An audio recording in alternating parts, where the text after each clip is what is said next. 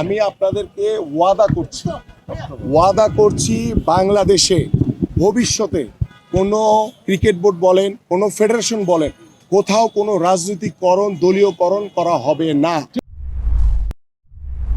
যে বাংলাদেশের স্পোর্টসে প্রত্যেকটি সেক্টরে পরিবর্তন অনতিবিলম্বে দরকার এবং সেই প্রয়োজনীয়তা অনুভব করে আমাদের আজকে এবং এই স্পোর্টসের যে সংগঠকরা রয়েছেন আমরা তাদেরকে সাথে নিয়ে আমরা একটি মানববন্ধন করেছি এবং আমাদের দাবি হচ্ছে যে এই ক্রিকেট বোর্ডের যারা পরিচালক রয়েছেন তারা অনতিবিলম্বে পদত্যাগ করে স্বেচ্ছায় পদত্যাগ করে, যেহেতু আইসিসির কিছু রুলস রয়েছে এবং সেটা আমরা দ্রুত বর্তমান যে অন্তর্বর্তীকালীন সরকারের যে উপদেষ্টা রয়েছেন তার সাথে বসে আলোচনা করে নতুনভাবে একটি ফরম্যাট করে আইসিসির যে নিয়ম রয়েছে সেই নিয়ম মাফিক আমরা কাজ করে আমরা ইলেকশনের মাধ্যমে নতুন একটি বডি দাবি করছি এবং সেই বডির মাধ্যমে বাংলাদেশের ক্রিকেট ভবিষ্যতে এগিয়ে যাবে সেটা আমরা প্রত্যাশা করছি। এবং আমি ভিতরে আমাদের এখানে ক্রিকেট বোর্ডের দায়িত্বশীল তেমন কোনো কর্মকর্তা আমরা পাইনি, বাট এখানে যে ম্যানেজার রয়েছেন একজন রাসেল সাহেব এবং এখানে গ্রাউন্ডস কমিটির একজন ব্যক্তি রয়েছিলেন এবং আমাদের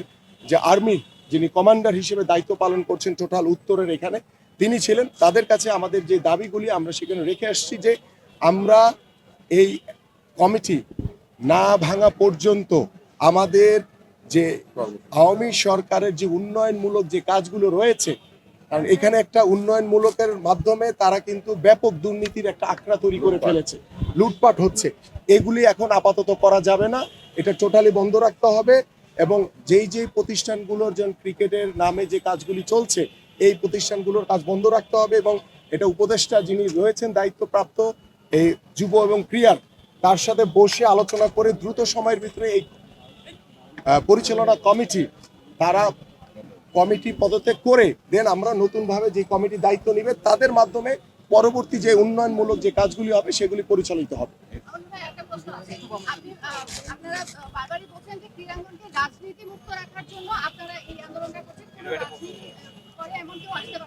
এখন বিষয়টা যদি আরেকটু পরিষ্কার করতে যে যারা রাজনীতি করে তারা আসতে পারবে না নাকি যারা একটা বিশেষ দলের রাজনীতি যারা করে তারা আসতে পারবে না? কারণ আমি একটু এক্সাম্পল বলি, আমি বলছি আপনিও কোনো একটা অংশের সাথে আমরা 2016-17 সাল থেকে দেখছি নির্বাচন বা এরকম বিভিন্ন সময় কোনো একজন পরিচালক বা তার সাথে যারা ইনভলভ তার এলাকার লোকজন কর্মী তারা এসে স্লোগান দেয়, তারা এসে ভিতরে প্রবেশ করে, সেই জিনিসগুলোকে আপনারা যদি আসেন সেগুলোকে বন্ধ হবে নাকি আবার আপনাদের দলের লোকজন আমি আপনাদেরকে ওয়াদা করছি বাংলাদেশে ভবিষ্যতে কোনো ক্রিকেট বোর্ড বলেন, কোনো ফেডারেশন বলেন, কোথাও কোনো রাজনৈতিককরণ, দলীয়করণ করা হবে না।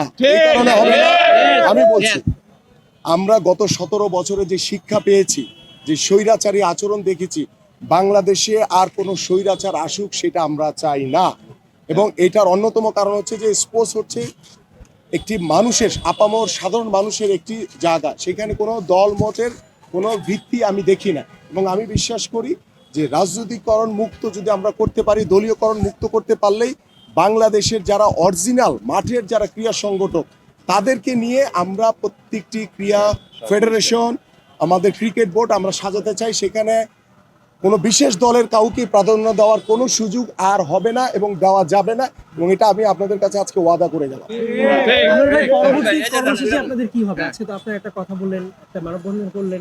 প্রত্যেকটি বিষয়েরই একটি সময় রয়েছে, প্রক্রিয়া রয়েছে। আমি আজকে আমাদের যে দাবি দাবা তারা নোট করেছে এবং আমরা বলেছি যে বর্তমান যে ক্রিকেট বোর্ড রয়েছে এটা অনতিবিলম্বে তারা যাতে স্বেচ্ছায় পদত্যাগ করে এবং পদত্যাগের মাধ্যমে আমাদের যে উপদেষ্টা মহোদয় রয়েছেন তার সাথে বসে আলোচনা করে নতুন কমিটি করে দিয়ে আমরা এই ক্রিকেট বোর্ডটা চালাতে চাই। এবং শুধু ক্রিকেট বোর্ড না, বাংলাদেশের অন্যান্য ফেডারেশনগুলিতেও আমরা একই দাবি জানাচ্ছি এবং এটা আমাদের যে উপদেষ্টা মহোদয় রয়েছেন তিনি দায়িত্ব নিয়ে সকলের সাথে বসে কিভাবে প্রত্যেকটি ফেডারেশন সুন্দরভাবে গুছিয়ে চালানো যায় সেই বিষয়টি তিনি নিজে পর্যবেক্ষণ করে দায়িত্বভার দেওয়ার চেষ্টা করবেন।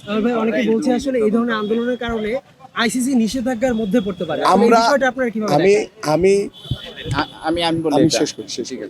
আইসিসির যে নিয়ম রয়েছে সে নিয়ম মাফিক আমরা কাজগুলি করতে চাই। আপনারা জানেন বাংলাদেশে যে একটি গণঅভ্যুত্থান হয়েছে সেটা আইসিসি নলেজে নিশ্চয়ই আছে, সারা পৃথিবী জানে এটা।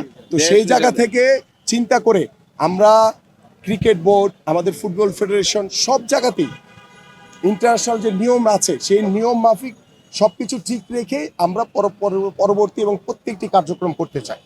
আমি তাই দুটা প্রশ্ন আপনি এবার তো বলতে যে কোনো রাজনীতিকরণ হবে না, সেক্ষেত্রে কোনো রাজনৈতিক দলের কোনো নিশ্চয়ই যারা পদ পদবী হোল্ডার তার নিশ্চয় বোর্ডে আসবেন না, এটা তো আপনি এইমাত্র ওয়াদা করলেন। আমি বলছি যে কোনো বিশেষ দলকে প্রাধান্য দেওয়া হবে না। যারা ক্রীড়া সংগঠক দল তো করতেই পারে কেউ, সেটা আওয়ামী লীগ হতে পারে, সেটা বিএনপি হতে পারে, সেটা অন্য সংগঠনের হতে পারে। সকল সংগঠনের আমরা যেটা বলতে চাই যে কোনো বিশেষ দলকে প্রাধান্য দেওয়া হবে না।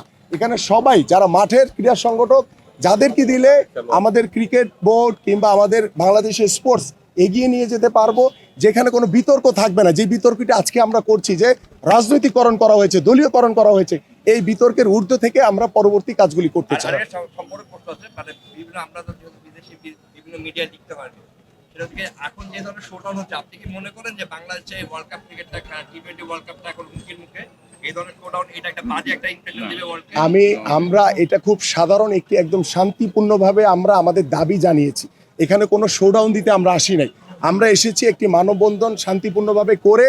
আমরা যে বাংলাদেশের যে ক্রিকেট বোর্ডে যারা আছেন বর্তমানে এবং তারা যে দুর্নীতি করেছেন এবং তারা যে স্বৈরাচারী আচরণ করেছেন বিগত 17 বছর ধরে, তা আমরা তাদের পদত্যাগ চাই এবং এটা শান্তিপূর্ণভাবে চেয়েছি।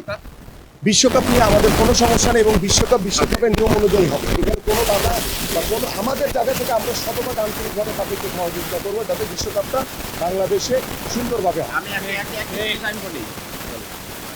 ঠিক আছে, ধন্যবাদ সবাইকে।